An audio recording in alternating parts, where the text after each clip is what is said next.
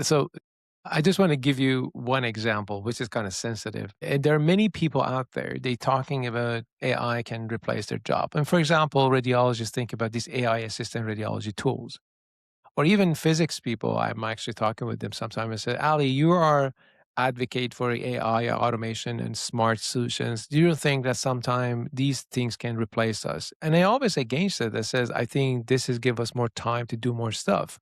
So what do you think about that? Yeah, I think indeed, people like to argue in black and white contrasts. It is, I think, what you see is more like the hybrids are will become, I think, more the reality. Look at also how these things happened in aviation, right? There are already autopilots for decades, 2 decades. There's still a pilot needed, but they do different things. And we don't need five people in the cockpit anymore, but two or maybe one. And the same thing will apply here. So it's true, I think, that AI has really the potential and will also take over a lot of work that's now being done by humans. But we also need it because how can we address all this information and all this patients data that's coming our way and all this cancer patients we have to treat? We need to do that. So what I always say is that AI will augment human capacity. So it augments in a couple of ways. It's not only about productivity, but it also augments humans is that expertise of knowledge is easier available. You can reason with it, right? So you can have a dialogue with it even. And like humans, maybe it's not flawless, but it always helps. It always helps. You get further with it. So that's my experience at least. Uh, yeah, it will be a new definition of how we work together with a machine. And it's exciting. You have to get used to it.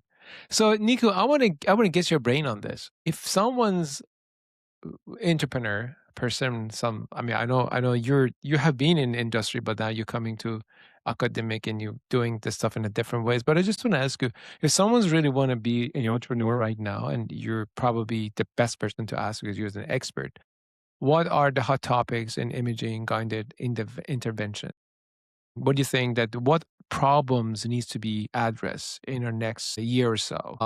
And if when you see that problem, what infrastructure also needs to be done in order to get that? Like I'm talking about process, like what do we need, like a computational science or expertise or any kind of infrastructure needs to be to get to that, like what we need for that. So the problem and what we need, what infrastructure we need to get that sorted out. Yeah, that's a good question. Because you guys probably like tackle that in imaging consortium right now. So you have some problems and you're Yeah, starting to go through those problems and say, yeah. okay, these are the good things that we tackle, but then these are probably not now, but maybe in future. So because you just based on what you have, based on what infrastructure, what equipment, what people expertise, what do you have at the moment?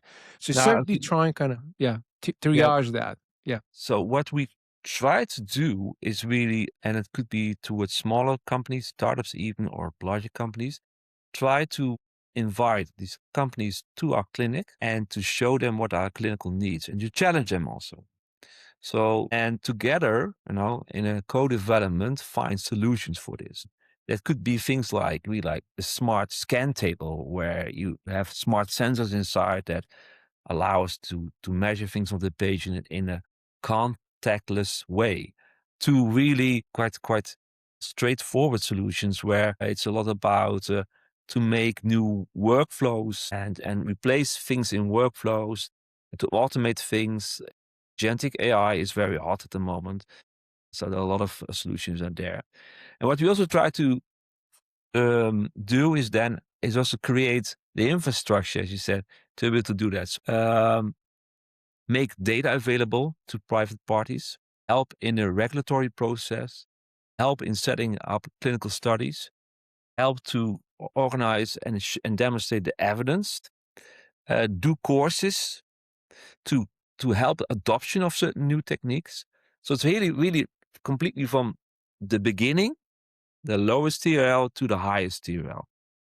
And I think what's very important, what we can do is there is once we have defined a problem and we come up with a solution, make a prototype, and then expose the real clinical users to this prototype, get feedback, iterate, a new design, and so on until you get it right, and then scale up.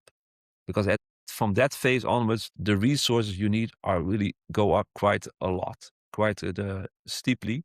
So we want to help small companies and bigger companies in this way to get it right quickly and fail fast if they don't have it